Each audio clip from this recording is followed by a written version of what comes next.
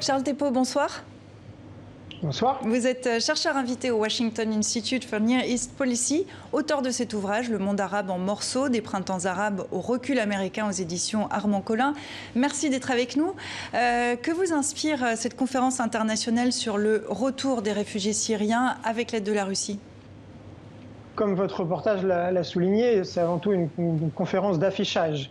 Il y a un rapport de force entre le régime syrien et ses alliés, notamment la Russie et l'Iran, pour essayer de tordre le cou à un certain nombre de paramètres internationaux qui sont incontestables pour garantir le retour des réfugiés de manière sécurisée et viable. Or, aucune de ces conditions ne sont applicables aujourd'hui à la Syrie, puisque des gens sont encore arrêtés dans les zones régime, et même dans les zones qui ont été reprises par le régime, comme à Deraa, dans le sud du pays, on assiste à des assassinats, à une instabilité chronique. Donc vous avez à la fois des zones où il y a encore des fronts militaires, comme au nord-ouest avec Idlib, et ensuite même dans les zones qui sont censées être retournées sous le giron de Damas, il y a une situation qui est invivable pour les réfugiés. Et les réfugiés, que ce soit dans les pays voisins ou en Europe, sont les premiers à dire qu'ils ne peuvent pas rentrer dans ces conditions.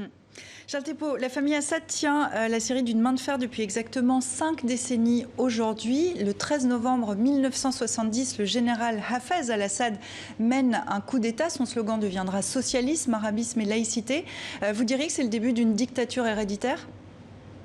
Vous avez une évolution à partir de ce coup d'État qui était dans la tradition bassiste avec une idéologie panarabiste très marquée. Et au fur et à mesure du règne de la famille Assad, il y a eu une dissolution de ces références historiques et on s'est resserré sur en fait un régime clanique qui à la fois prenait en otage une communauté, la communauté alaouite, c'est-à-dire une des minorités religieuses syriennes, et qui en même temps cooptait un certain nombre d'alliés internationaux et syrien pour asseoir son pouvoir. Et finalement, c'est la continuation avec Hafez al-Assad, après Hafez al-Assad sous Bachar al-Assad, de ce règne-là. Et à chaque génération, on voit la même pratique du pouvoir qui consiste à ne faire aucun compromis et à écraser dans le sang toute opposition.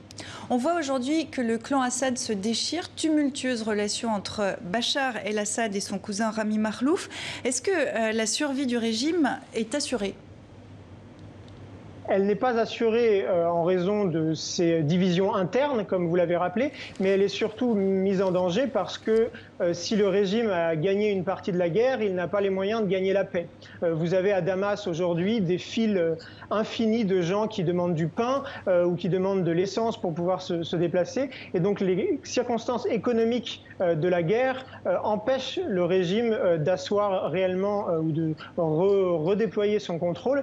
Et donc on a un statu quo qui est assez mortifère en Syrie en ce moment, avec une situation au nord-est où des troupes américaines, turques et russes se tiennent dans un mouchoir de poche, des groupes djihadistes et islamistes dans le nord-ouest qui continuent à se battre contre le régime, et dans les territoires contrôlés par le régime, une situation humanitaire dramatique. Bachar el-Assad préparerait sa succession en mettant en avant son fils Hafez, 18 ans, éduqué pour prendre sa suite à plus ou moins long terme. On peut parler d'une dynastie en Syrie ? C'est en tout cas le souhait de la famille Assad. On voit aussi le rôle de la femme de Bachar el-Assad, Asma el-Assad, qui joue un rôle de plus en plus politique et visible. Donc on a effectivement un fonctionnement assez dynastique, mais les circonstances actuelles auxquelles sont confrontées la famille Assad sont très différentes, et les 10 années de guerre qui viennent de fracturer le pays rendent cette équation autoritaire beaucoup plus complexe pour le régime. Alors depuis 20 ans, c'est Bachar, le fils de Hafez et le père de Hafez, qui est au pouvoir. Presque une décennie après les printemps de 2011, on voit que les populations continuent à réclamer un traitement plus digne, comme en Algérie, au Liban ou en Irak. Qu'en est-il de la Syrie ? L'hypothèse révolutionnaire pacifique qui était celle de la révolution en 2011 a finalement été écrasée entre le marteau du régime et l'enclume des djihadistes qui ont progressivement, via Al-Qaïda, via Daesh, pris de plus en plus de pouvoir en Syrie. Et donc, les demandes initiales, qui étaient des demandes de liberté et de dignité qui avaient été formulées par la population syrienne, restent. Et elles continuent à être portées notamment par la diaspora et par les réfugiés dans les pays voisins. Mais en Syrie même, c'est extrêmement compliqué de continuer à faire vivre ces demandes parce que toute opposition et même tout mot qui n'est pas conforme au discours du régime est réprimé de manière très brutale. Charles Thépeau, je rappelle que vous êtes l'auteur de Le Monde arabe en morceaux, des printemps arabes au recul américain aux éditions Armand Collin.